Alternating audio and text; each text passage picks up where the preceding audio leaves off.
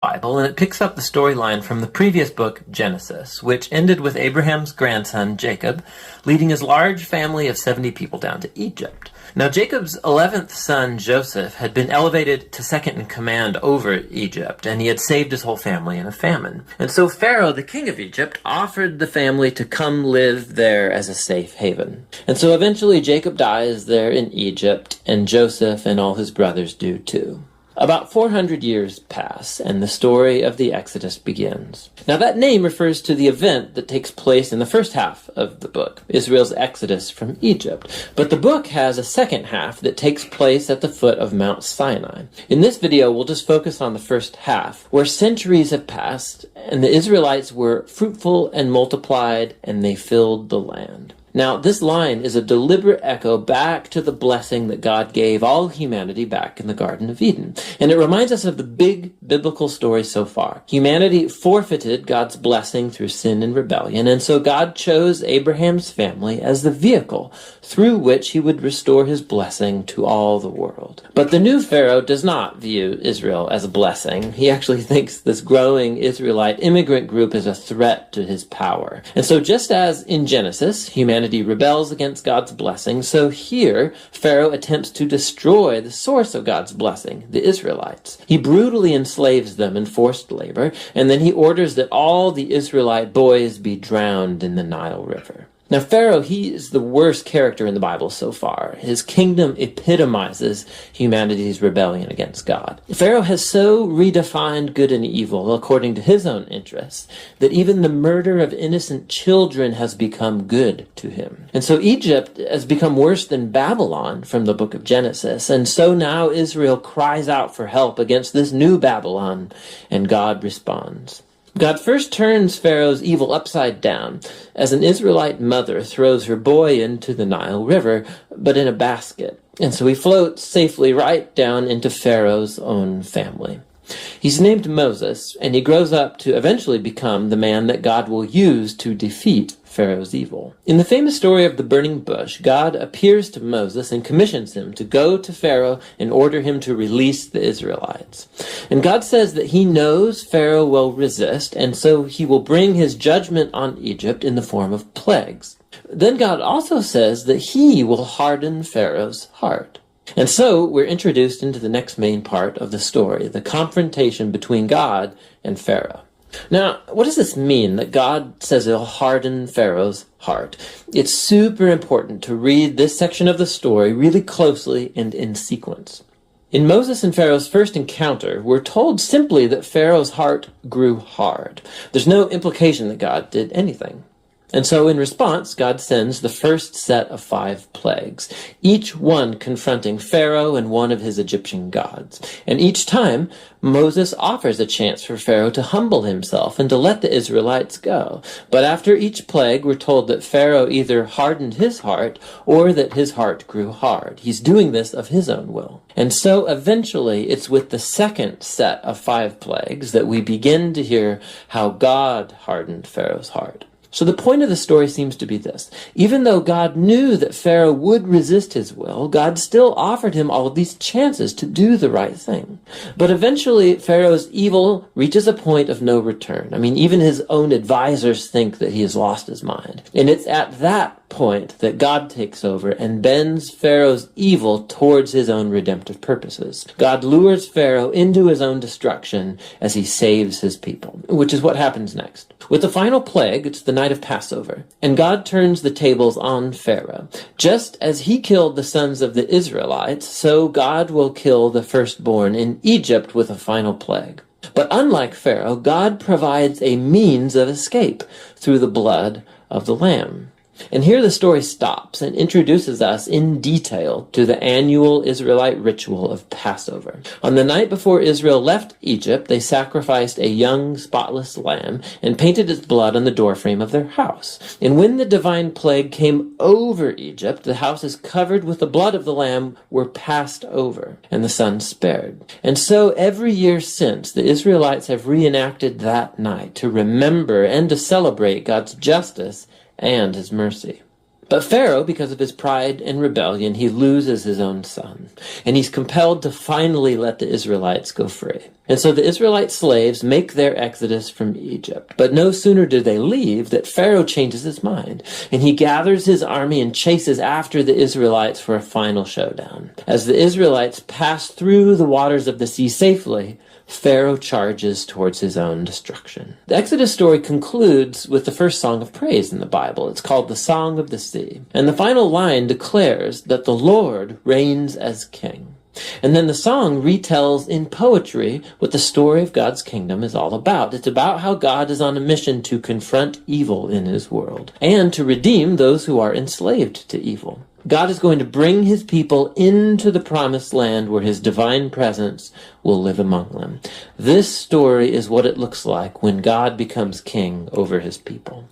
So after the Israelites sing their song, the story takes a sharp turn. The Israelites, they're trekking through the wilderness on their way to Mount Sinai, and they're hungry, they're thirsty, and they start criticizing Moses and God for even rescuing them.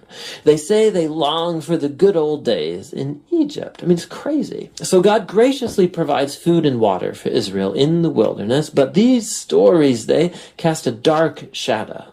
And we begin to wonder, could it be that Israel's heart is just as hard as Pharaoh's? In the first video, we explored chapters 1 through 18, which tell the foundational story of how God rescued the enslaved Israelites by confronting and defeating Pharaoh, while offering a way of escape through the blood of the Passover lamb. God then delivered his people by bringing them through the waters of the sea and then into the wilderness, where, surprisingly, they grumbled and complained.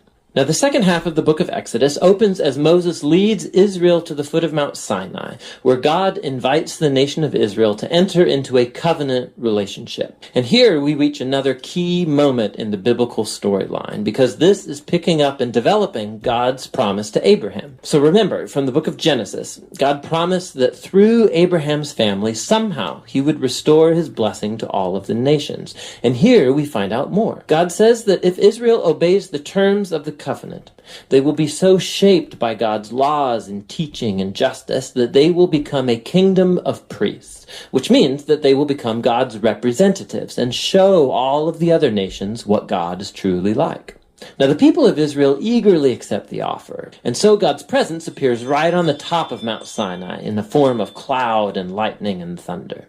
And Moses goes up as their representative, and God opens with the basic terms of the covenant, the famous 10 Commandments. These are like the basic terms of the agreement, how the Israelites and God are going to relate to each other. And then after this come another collection of commands which fill out the first 10 in more detail. There are laws about Israel's worship, about social justice, how they are to live together, all shaping Israel into a nation of justice and generosity that's different from the other nations. So Moses writes down all of these laws, and he brings them down to the people who, again, eagerly agree to enter into this covenant with God. And once they do so, God takes the relationship forward another step. He tells Moses that he wants his holy and divine and good presence to come and dwell right in the midst of Israel, which develops another aspect of God's covenant promises. So remember, after humanity's rebellion in the garden, it was access to God's presence that was lost. But now it's through the family of Abraham that God's presence is becoming once again accessible